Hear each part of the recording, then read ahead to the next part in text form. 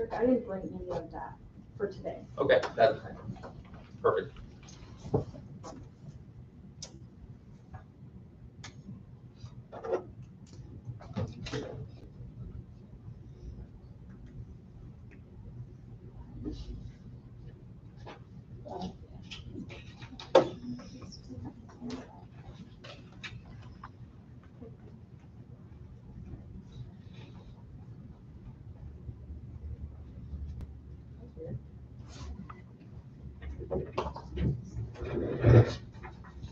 Good afternoon. Welcome to the Personnel Committee meeting. We're starting a couple of minutes later than normal. We had some technical issues, so I believe we're ready to call the meeting to order. Our first item of business, can we perform a roll call of present committee members? Gallagher. Present. Scarborough. Present. Olson. Here. Via telephone.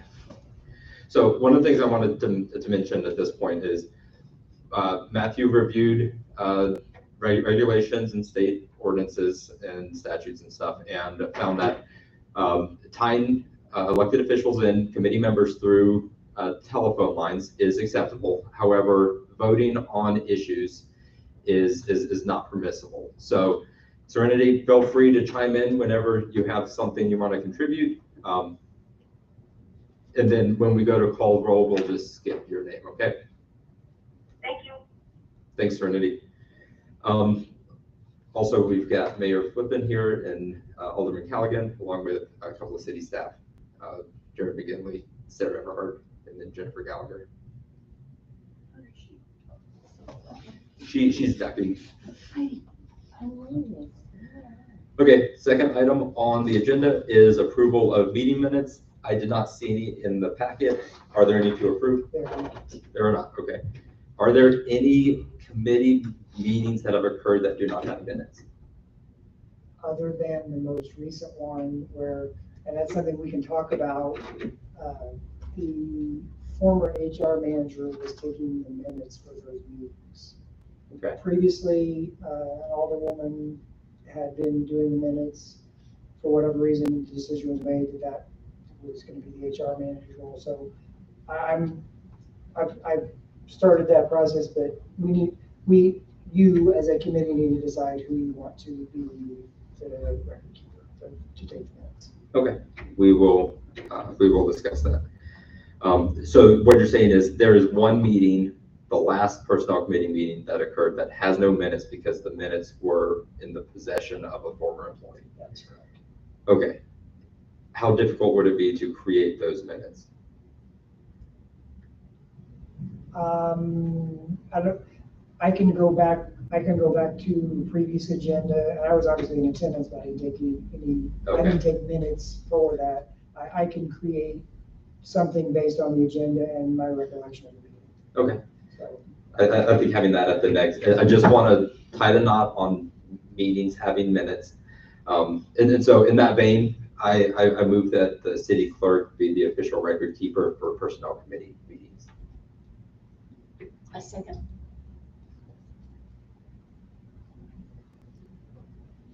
Serenity? She can't vote. Oh, that's Yeah, right. I wouldn't Never have a mind. vote, but I agree with that. Okay, okay. Awesome. We have to vote officially. Yeah. Okay, Gallagher? I'll vote yes. Scarborough. But yes. We will do it. We can do it the official way. Okay, cool. So we talked about meeting minutes, personnel committee ordinance. Okay, so this is one of the items that is provided via paper. This one was considered in the past. However, I feel it is important for us to discuss what the duties and responsibilities of the personnel committee are. So today they are not defined in our city ordinances at all. The only things that are discussed in the city ordinances about the personnel committee is its formation.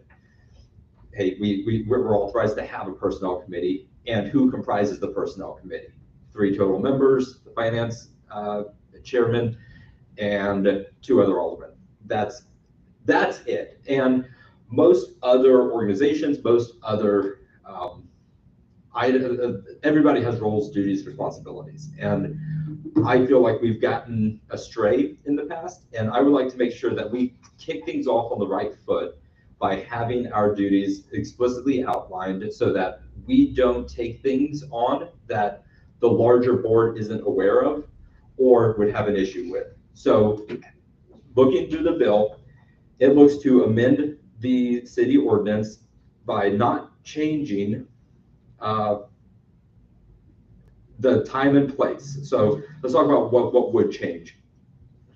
Inside of appointment of members, the personnel committee shall consist of 3 members of the Board of Aldermen, finance committee chair, and 2 other aldermen selected annually by the Board of Aldermen after the April general election.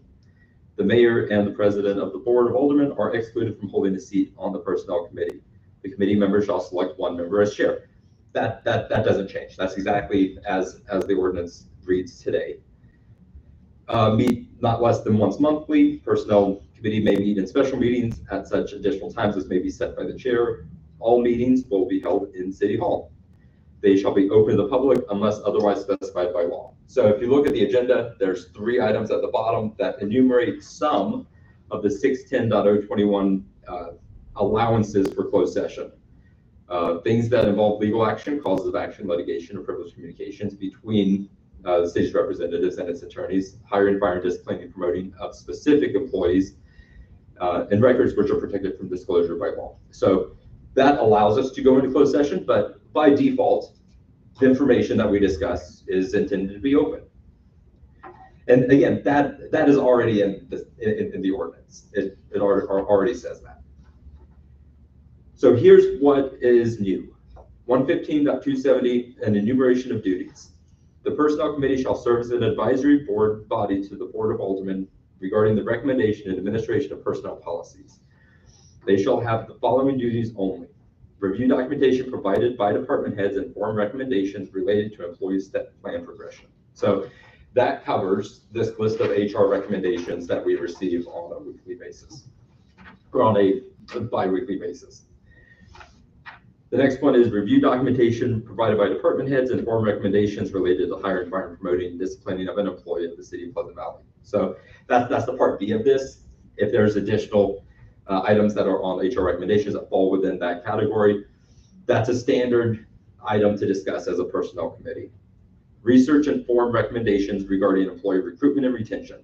So personnel involves the entire city. This also involves ensuring that we have proper staffing levels, that we are recruiting the right people and we're retaining people via the methods that we're able to do. How do we recruit? How do we retain? Things like that. That is all pretty standard, in my opinion, pretty standard for what a personnel committee would do. And then the last one, research and form recommendations regarding changes and amendments to the policies and procedures contained within the personnel code. That big document, that big stack of papers that our employees agree to, that's the rules and regulations associated with being an employee here within the city. If there's changes to that, then let's talk about it as a personnel committee and then recommend those changes up to the full board. So if there's something outside of that, then we can discuss it after the full board has said, yes, we're good with you discussing that as a committee. I don't want to have this conversation without having the additional information. Let's let the committee figure out the details, hash out a recommendation, and then come to us having done the research, provide the recommendation, and then that allows efficiency within the full board. It saves the full board from being at a meeting for 2 hours talking about personnel. So if it is a thing that is not enumerated in points 1 through 4 above, then we'll talk about it as a full board and say, hey, we as a personnel committee would like to tackle this thing, whatever it is, but it's not explicitly allowed in the ordinance. Do you allow us to discuss it? And the full board will say, yes, you guys can discuss this ordinance or this proposal or this whatever, and come back to us with your recommendation. I think that has the greatest amount of transparency and a procedure for how the personnel committee is operating. So that's my 2 cents. I will open the floor to discussion.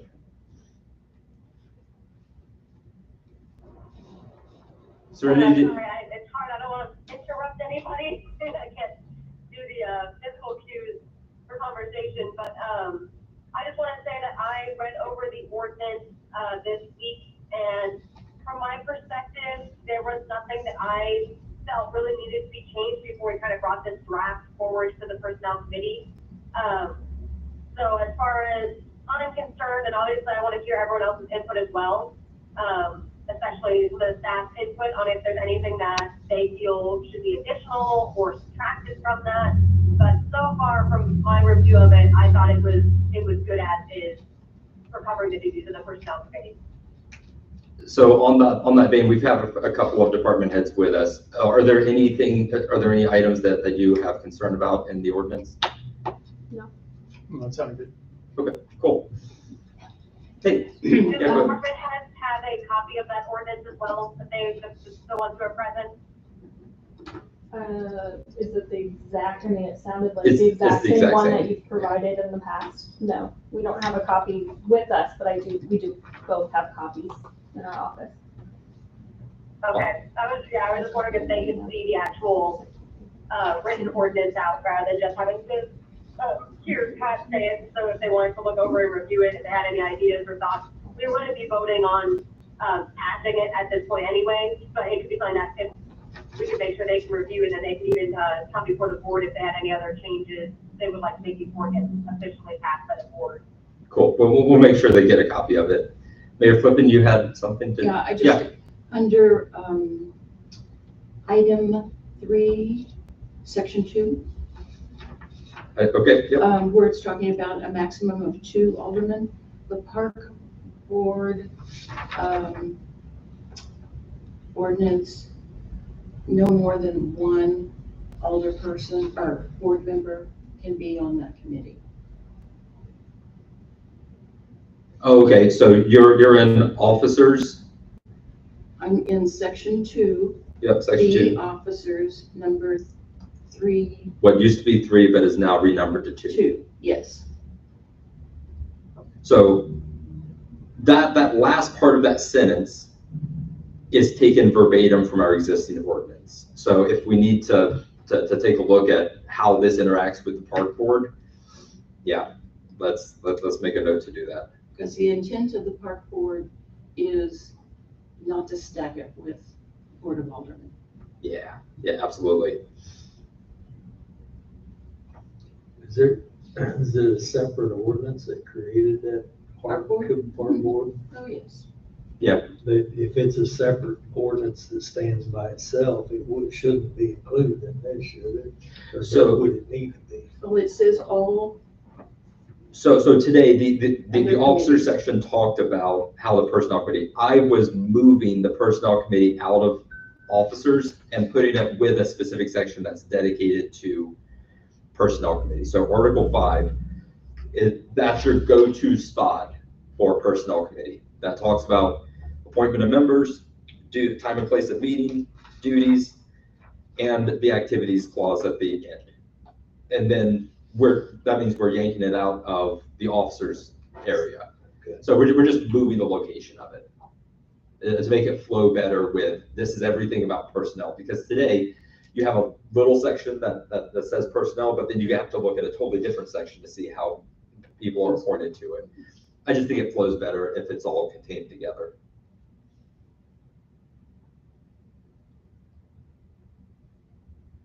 Any other questions?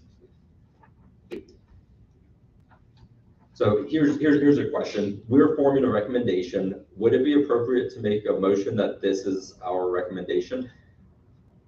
And that's more of a question. So, my thought is that we should provide this, ordinance as we recommend to pass this ordinance to the board. And then I think it should be brought to the board as a draft form rather than as a, ordinance to be voted on at that evening. So that way the entire board has the opportunity to kind of Yeah. look over it. We have the opportunity to talk about it with the entirety of the board, with all of the department heads there. And then it would probably be at the following meeting that we would bring forward the actual ordinance and not just a draft of the ordinance. Does that make sense? at some point in time, you have to run it through the attorney. Okay. can this be put in front of, passed in front of city attorney? You want that done before or after the full board season? Before, The board should see it, then it should go to the attorney, then, okay, and then come back in ordinance form for them to vote on it. okay. My only thought on that is, Unless he's, sometimes if we're putting it forward to people, to the aldermen to see, I'd rather them see one that has already been like signed off on by the attorney, rather than, hey, you'll see a version and then, oh, we have to make some changes to it, and then you see a different version come back after that point. Does that make sense? I think that's fair. well, but then the other side of the coin is, you've got the attorney having to review it twice. I'm not sure I understand why he would have to review it twice. Well, he If we said, had any changes by the full board, that- that they. Any changes recommended by the full board? Any Okay, changes that makes sense. So, To save us money if we you'll just Okay. don't want. you're Just- spending money, is what I'm So, saying. so save the save attorney any money. review until after the board's seen the draft form. Okay. And made Yeah. any recommendations to change, and then go to the attorney and get an Okay. actual ordinance number for it. I think that's probably the cleanest method, and especially the cheapest. Yeah, Not go So for we're that. only paying him once. yeah, no, I'm cool with that. So our recommendation is to put this in front of the board on this upcoming full council meeting as a draft form. We talk about it, the full board discusses whether they want to make changes to it, and then we will make a motion to bring it back at the next meeting after a legal review for consideration. Okay, Do we actually have a stamp that says draft? I'm sure, Something? Okay, I'm sure we do, yeah. Cool, we can do that. So do you want? Yeah, John. Do you want to look at, the park board and see if we need to incorporate we're not. a line that says this doesn't include the park board? So as a personnel committee, we're setting up things that only talk about the personnel committee. I think discussing the rest of that chapter should be done as a full board thing. Yeah. And on that note, yeah, this would be just about the personnel committee, and then that's something that we can bring up at the next board meeting is, we may want to look at the current committees that we have, or any future committees that might be formed, and all of them have an ordinance behind them that clarifies what it is that they do and can't do. Sure. So I make a motion that this draft ordinance be the personnel committee's recommendation to be brought in draft form to the next board meeting. My second. Can you call the roll, please? Gallagher, Yes. Scarborough, Yes. This seems silly, but I get it. We're doing it according to the rules. Okay, next item on the agenda, number D, or letter D, is personnel committee chair appointment. I move to appoint Serenity Olson as the personnel committee chair. A second. Can you please call the roll? Gallagher, Yes. Scarborough, Yes. Okay, human resources report to the personnel committee. So this is that HR recommendations page. So it looks like we have 3 changes that are happening: resignation of Philip Vascon, a step increase, and then a resignation. All of those came from department heads, and no issues or nothing out of the ordinary there. Okay. I just have one thing, since this Yeah. is the first personnel meeting, we also need to accept the resignation of Georgia Fox, effective 5/6/25, the full-time HR person.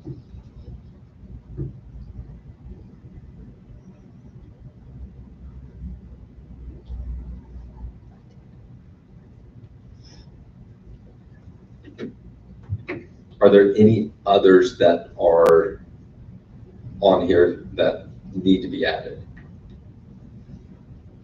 Are you aware of any? we need to do anything formally for the separation with David Slater? I've not asked that the question of the attorney. So I would not do anything at this point until we research that. I will get the addition of Georgia Fox. I will do that. What goes to the full board real quick. Okay. Awesome. The next item is additional city contribution to health insurance plans. We spoke about this during finance as well, but we have some additional information. So on your desk is a stapled piece of paper, which is stapled in a weird way, but we will accept Yes. it. I am so happy. Jared, do you mind hopping up and describing and telling us how we should read this? I haven't had a chance to review this yet. So the front page is,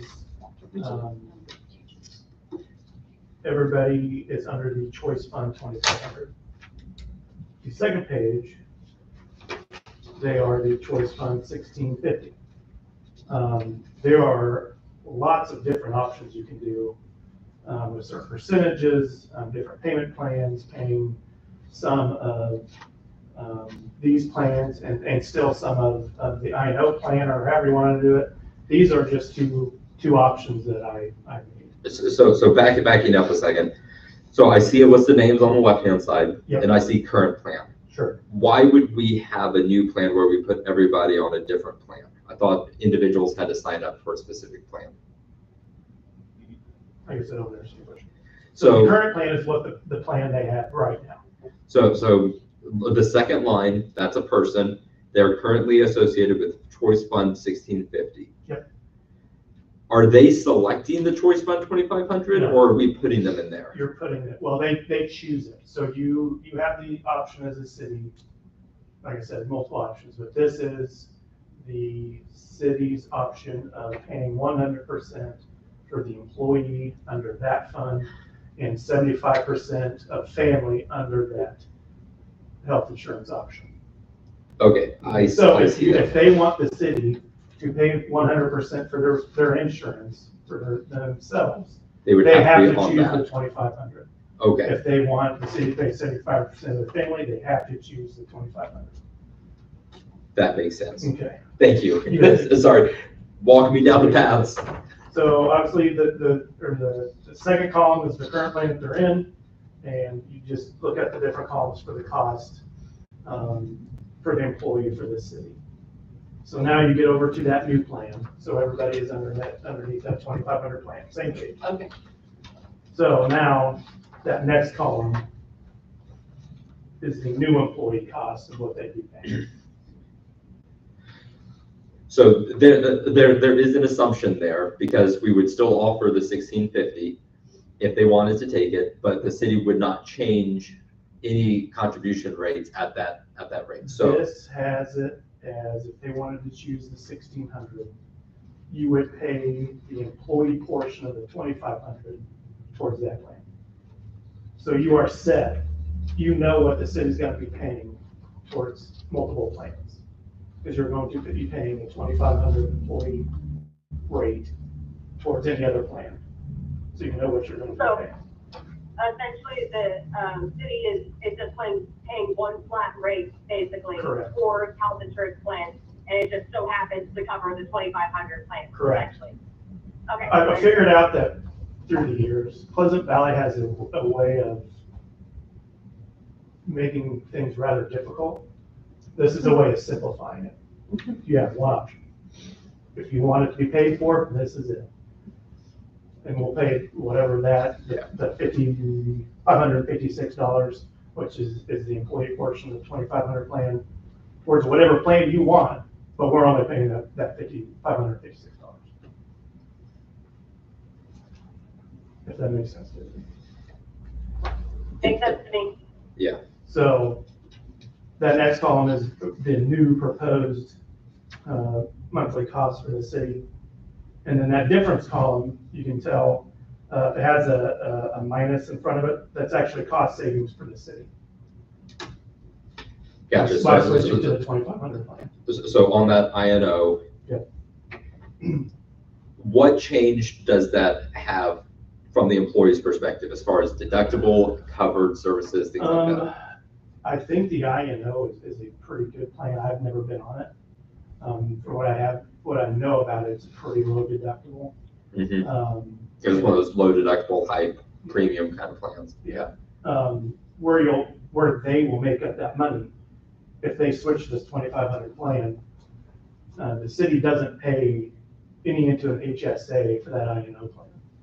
So they will now get $100 a month in their HSA to go towards any money they have to pay out for their deductible.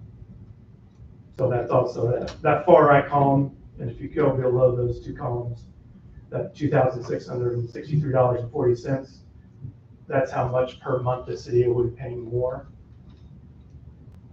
for just the premiums, and then an extra $900 per month for contributing to the HSA. So that has a total by year. Yeah. For both, and then that total highlighted number, that 42,000, is paying for current staff, 100% employee and 75% family. I do want to hit on a couple of the highlighted things on here. Yep. So we have that highlighter officer. He's on his last leg of getting hired, so he will probably join us in the next couple of weeks. I went ahead and added him on this. Sure. I also moved myself up to family instead of the employee, because come January 1st, there's a pretty good chance that my wife and kids are going to be kicked off their plan, so we'll need insurance. Okay. You're just pre-planning. Yeah. Sure. And then the other employee that's highlighted as family has told me that she would take the family insurance if it's offered at a lower rate. And then so public works employee doesn't have the city insurance, and I put him on the employee only plan. So this is pretty accurate, I think. Yeah. And it's the exact same thing on the second page, except for that little better 1650 plan. I think this is really useful. I don't know that I have enough to form a full opinion yet or a full recommendation, but having this information gives me a way to start putting numbers to things.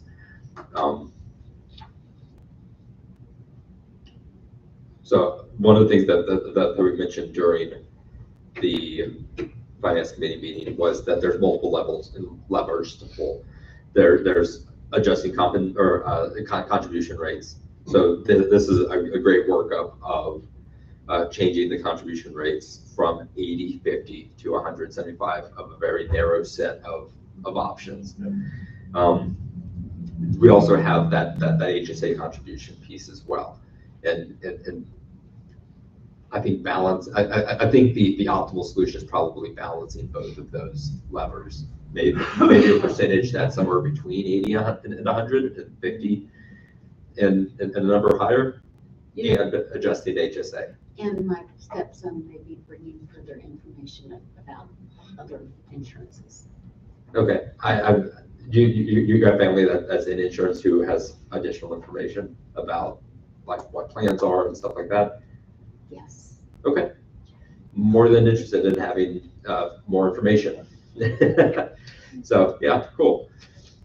Thank you very much for putting this together. The only thing I'll say with, playing with percentages versus putting more in the HSA, you're filling the same pot. So if you just do one, you could not do the other one, because you're putting it all in the same pot. Sure. You're either going to be paying more for the premium or less with the non-contribution to the HSA. So that's just an option. But anyway, we are getting ready to choose our insurance. It goes into effect July 1. So we're actually in the process of choosing it right now. When you say we, who's? All the employees. We're not open enrollment. Open enrollment. Okay, so all the plans that you're able to So choose.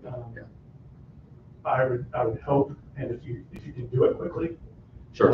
That'd be awesome, because whatever you guys do, it'll affect what we Would you eventually choose and not be locked in for a year? I think because we can't change our plans for a year, Correct, yeah. once we choose. So, On this plan, from this company. starting July 1, we can't Yes. change. Correct? Okay. Unless the city changes providers or Yes. something. And I don't know if you can change mid-year with the provider. Yeah, we can. What if the people already signed I up have a and they were question. here last week? Yeah, go ahead, Serenity. What in your opinion, effect does this have on recruitment if we're able to adjust the insurance and us pay more and offer more competitive to other cities? Well, I think it'd be a huge advantage because everybody else has already done it. So hopefully now that if we would do it, they would see us as a viable option to come here. Yeah, that's definitely something that I want to make sure that we're talking about with this conversation is, just like when we were looking at other options to increase recruitment for the police department, that part of this cost is to do just that. So if this can save us money of having to do recruitment advertising, or other incentive type of programs, it's not just to rebalance the insurance. A part of it is to make sure that we are properly staffed. And obviously that's for the sake of our constituents who want to make sure that they have police, keeping them safe. And if they have an emergency, that there's somebody there who can answer the call. Yeah, and me, myself, and most, probably everybody knows that the city can't do 100% payment. That's just not an option. There's not enough money. So we don't expect that. So we just hope you do something to help us out a little bit.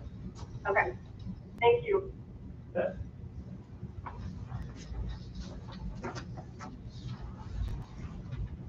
One of the things that I saw from Gladstone was rather than percentages, they have a dollar amount that they have. So city covers 100% minus a dollar amount rather than a percentage. So just another option. I'll give that to you. Maybe if you can make copies of it and provide it to the rest of the board, I think that's useful information. That describes what the employee contribution as a dollar amount. So instead of a percentage, it's every employee contributes $10 if you're on this plan. Something like that. So, okay, cool. Thank you, Matthew. The next item on the agenda is staffing in administration and court departments. Is there a document for us to review for that? There is not. Okay. That question was obviously we've undergone some changes in the admin department and just want to get a sense from this board I'm happy to share my opinion, but get a sense from this board what ideal staffing would look like in administration. And did you have the same thing? I guess it's interrelated to board, so. Okay, yeah, because we have a shared employee between them. It's a part-time basis between both, yeah. So, as like department head, what in your view is an optimal staffing plan to make sure that you hit your department's required output and expectations? I think for me, and I've seen in the last couple weeks and previously as well, I think 2 full-time staff in admin is sufficient to get everything done. And it's not, we'll overwork either one of us. And obviously kick around the idea of another person, be that part-time or full-time. I don't see any way to justify another full-time position. I could be somewhat swayed for a part-time person, but I don't even feel like that. I would worry about that person being busy for 20 hours a week. So. I'm sorry, I think I missed the first piece of what you said. I heard you say that that your optimal staffing in order to deliver like the duties of administration is 2 additional staff. Not 2 additional. 2 total. Two total. Okay. 2 full-time. That's the word. 2 total full-time. And the reason, and there may be another reason, the reason that potentially would affect court is right now, admin has one full-time and one shared position between court and admin. I think if we were gonna go with, if the decision was made to go with two, I would want that second person to be full-time and admin. Okay. And we have court here as well. What does optimal staffing for court look like? I think, especially in the city, I would caution when you hire someone that comes in 20 hours a week, there's a lot more room for error. So for me, training someone again, and we've had the same issue year after year, where I get someone that is finally qualified to be in the court, that's 20 hours a week, but one's full-time. And she prefers upstairs because there's a lot less room for error upstairs. So for me, it's just easier to have one person and then have coverage and just do the extra work, because training someone takes forever. I mean, she's been in there a year and she's not trained. So you say one person plus coverage. What does coverage mean? Like if I have to go on training or if I have vacation. And what And then type I of? still need her report. Okay, Court so night. Court night, there's always 3. court night coverage. Okay. And I hope you would agree that Sarah and I work well together as far as making sure, like, for instance, right now, Lisa's scheduled to be downstairs in Portsmouth. Mhm. But because we work well together, she will come upstairs and cover my lunch, or she would come upstairs and cover as needed. So. And she has access to everything she needs downstairs for the city. Okay. She can work either job, either place. I hope that you guys work together and come to us with a proposal. I don't want to say thou shalt and enforce organization or personnel change that wouldn't work out. So I think receiving a proposal from you guys on, hey, we talked about it. This is what I would like. I would like to recruit from the outside for one position, and then this individual go here. Like, just whatever that recommendation is, let's bring it back. Let's discuss it. Make sure it falls in line with the mayor's expectations of staffing in this area, and then discuss it with the board. Does anyone have any objections to that course of action? My only issue Yeah. is, I would like to have a person come in and balance the cash for the books every month that doesn't touch the account. Either of those, yeah. Yes. It's much easier to catch mistakes on a monthly basis than it is to let it slide out, 6 months or to a year. And then they don't make the adjustments. If there are some adjustments to be made, they give that to the personnel in the admin office. And it doesn't have to be 20 hours. It can be part-time. And they come in, do their thing, and leave. Yeah, in security, we call that separation of duties. It helps ensure that there's no improper actions being taken. Yes. Do you see that as somebody that is current, like a different role of somebody else, or a new hire that is explicitly part-time, 10 hours of once a month in order to do recons? I think it's somebody that comes in new. Okay.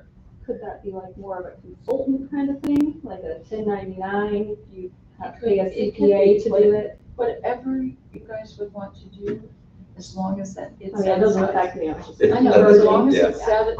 it satisfies what I'm talking about. Yes. We haven't had that. No, we haven't. Yeah, and I think having that separation of duties it's incredibly important, especially when we talk financial aspects of the city.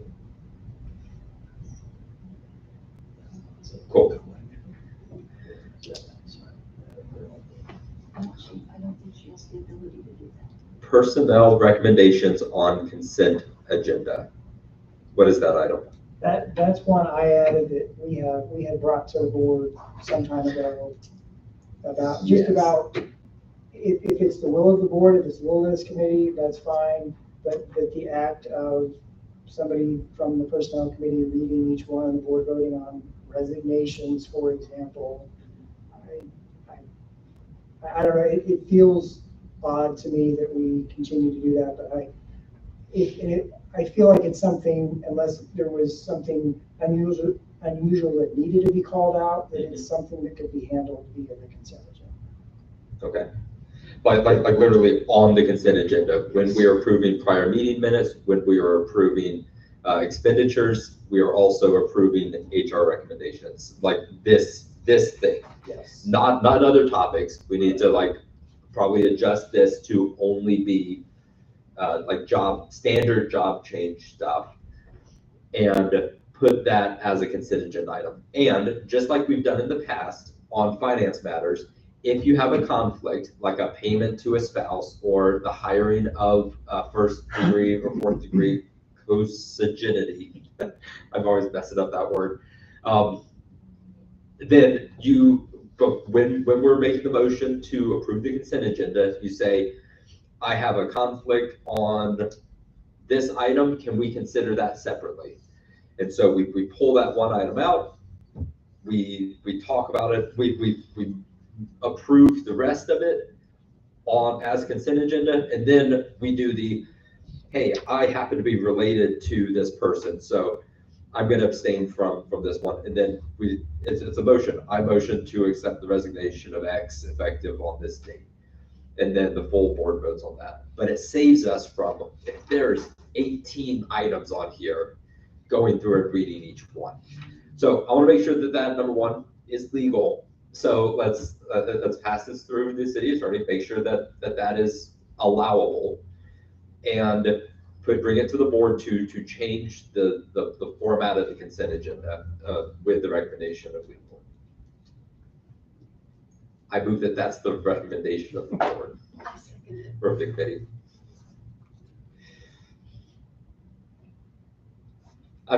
So I talked a lot, and I have this habit. I'm going to pause. Does anyone have anything they want to contribute to that topic before we vote?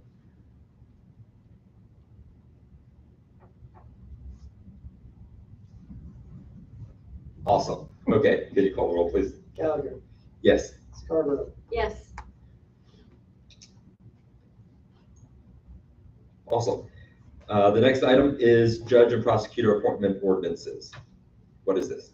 I added that to the way we did that at the last meeting where we verbally repealed the ordinance, that according to the city attorney, that did not pass muster. So that's Okay. just an FYI that at the meeting Monday night, there will be a repeal ordinances and a new appointment ordinance. Does that impact like their actual ability to appointment to do the job? Because it's all before July, right? Okay. Yes, Ms. Matthew, Bailey. are they doing, are they taking it from July 1 through the year or the 2 years? Or are they taking it from June 1? The repeal would be obviously for the prior dates. The new one will be effective June 2nd, but it won't affect, they'll still be paid the higher rate for June. And that was okay with the attorney? Yes. Okay. Awesome. Cool. Any issues, comments, thoughts, suggestions? No. Cool. It's just cleanup. Just clean up. I figured there'd be something weird about that.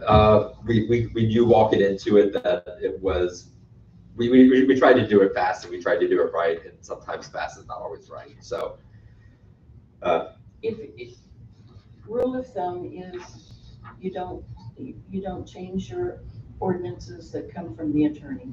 You have to just send it back and do it over again. awesome. Okay, we will do it right this time around. Okay.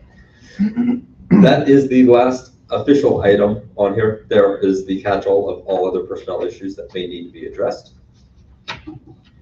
Well, there's 3 other papers, so we're looking at any of those, or Well, I know one of the other papers was a,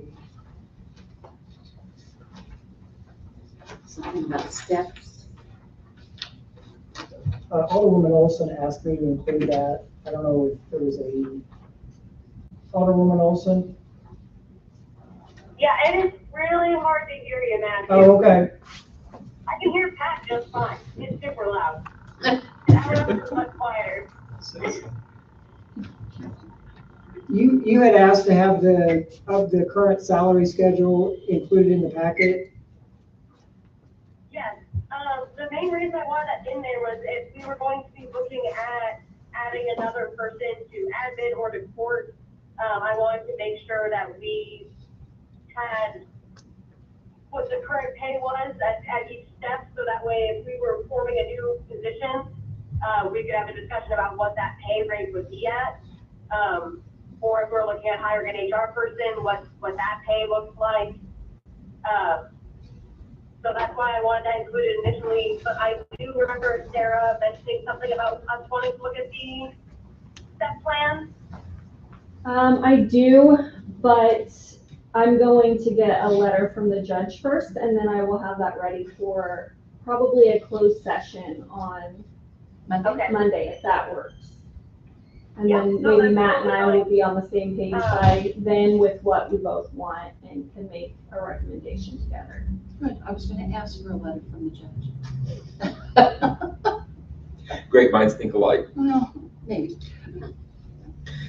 Awesome. Okay, and then there's this letter that's on here. That's a letter from Lisa, the assistant city clerk. And I think based on what Patrick suggested as far as us bringing back a proposal for staffing at court and admin, I think that will be rolled into that. So please take that with you. There's a lot there to read, so but we will address that.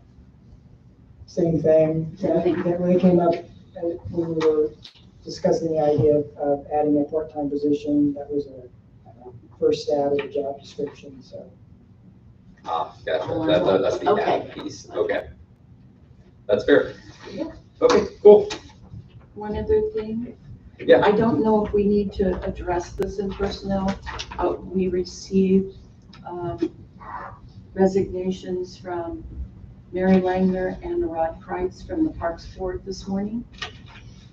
Yeah, I don't think that's personnel, but we can take that up as the Okay. board. The park board is not a full subset of the board. Like, it is an independent board, right? The city attorney and I are having discussions about that. Okay, So we're not finished with that discussion. awesome. More than happy to understand what the output of that is.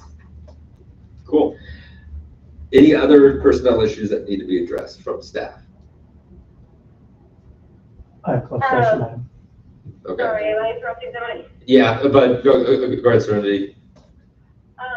The only other thing that I had discussed with, Mayor Flippin was a fit for duty, I don't know if process is the right word. But as of right now, what my understanding is we don't have any fit for duty, sorry, I can't check my notes right now. Writing. But basically, what we had discussed was if we need to add in something about some type of fit for duty. So that way, if anyone has injuries, workplace accidents, things like that, there can be some type of evaluation about if they're still fit for the current role that they're holding in the full capacity that they're holding it, or if they need to be, considering short-term disability, long-term disability, death duty, I don't know, work restrictions, there's all kinds of different things that can come from that. What we had looked at was, which city was looking at it? It was the village of Clay Como. Clay Como? Yes. So Clay Como was looking at one, and we had looked at, possibly looking at their policy first when it comes through there, and if they get, if that approved. another idea is that we could speak with, I believe it's MIRMA, and get a model policy Yes. Murma's, recommendation from them. actually, Murma's the one that started this whole process. Okay. So, I've heard of Fit for Duty. One of the things that it really addresses is when somebody gets hired, they go through a physical, and they do that, you know, the month that they get hired generally, and then somebody can work for the city for an extended period of time, and there's no real reevaluation of the physical components required of the job. And so Fit for Duty is a reevaluation on a recurring basis, or on an event-driven timeline, or on a request-driven timeline. Like, there's different ways to implement it, but it is a way to help reevaluate and make sure that an employee is fit to perform the job that the job description that their job is. It helps prevent injuries. It helps prevent additional work compensation claims. It helps, like, it helps on a lot of fronts. So I'd be interested in hearing what the model policy looks like. Seeing what Lake Como does is interesting too. So I had Matthew, I gave him some other cities to contact. So did we get anything back from them? I have contacted all of those cities. I've heard from none of those cities, but I will follow They up. like that Fit for Duty process as much as we do. Keep in mind, they may have different policies for villages versus fourth class. yeah, and I will say it's not a universally loved process, because it kind of puts the employee at, I'm not gonna say a disadvantage, but it questions their ability to do the job. And anything that says, hey, there's the possibility that you are put on a leave or FMLA or take some other type of remedial action, it doesn't sit well with employee bases very often. So I think having a policy that balances, you know, a trust in employees and their ability to make health-related decisions versus the city's obligation to ensure that somebody is, you know, prepared to do the work. I think it's a balance that needs to be met in whatever our policy becomes. Yeah. Cool. So, this is a very intro to this discussion, but I don't know if, as personnel, we want to, you know, direct Matthew to maybe speak out in model policy. I don't know. I know that, Mayor Flippin said that Murmur was the one that originally brought this up.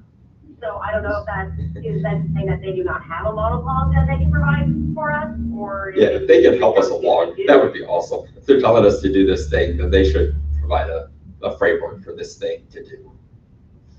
So is that something you would be able to ask Mark about? Do you see this came from Irma wanting to know if we had a Fit for Duty policy? We were in a discussion about personnel, and they recommended that we need to have that. They asked you if we had one, and the answer was no.